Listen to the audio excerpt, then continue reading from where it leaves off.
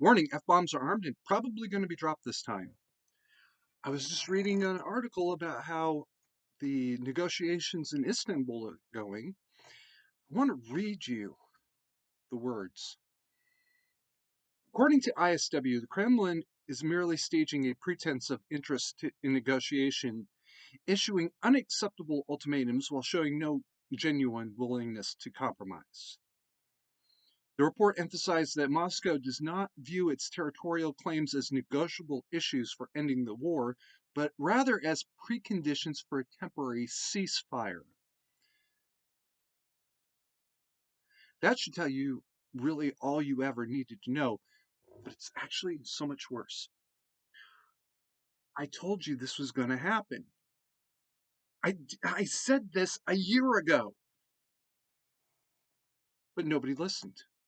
How did I know this was going to happen? Because I've done it myself.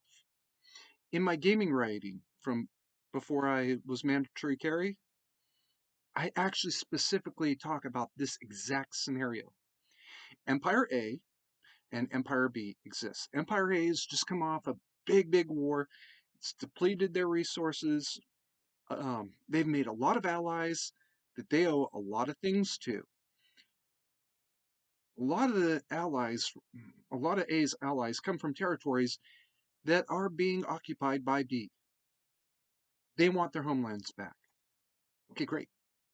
Good. We'll go to war with them next. As a pretext to war.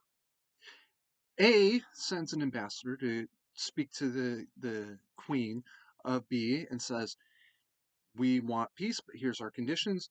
You got to meet all of these demands. The ambassador is actually sent with instructions that says, and then make some other unreasonable demands if all else fails. B obliges handily. Yeah, no. No, we're not at war right now. We'll be at war someday, maybe. For right now, just go away.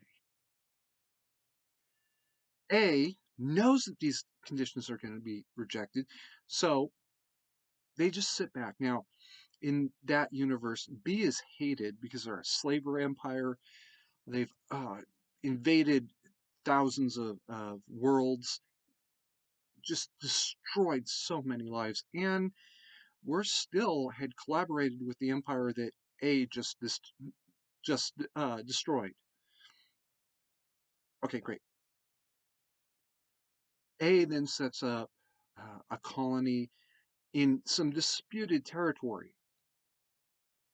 This disputed territory had been part of B's empire when they assimilated into this previous destroyed empire. And part of the concessions was that they'd give up some of these systems, and so now A is claiming this system right here had been part of B before. They're expecting to get it back, or they want it back, more to the point. A say, no, not so much. Then they settle it in a way that makes it inhospitable to any other form of life, one of their allies. It's hospitable, of course, to one of their allies, but to no other form of life in the universe. B does what B had always done in the past before assimilating. They blew up the world, or more to the point, they used their equivalent of nuclear bombs to the point where it could never be inhabited again. Does that sound familiar? A little like threatening to nuke London, Berlin, and Washington, D.C.? Just a little bit, maybe? I don't know. Well, tell me down in the comments. Make unreasonable demands so you can claim to be the victim because, well, they weren't willing to negotiate in good faith. Yeah, because you made unreasonable demands.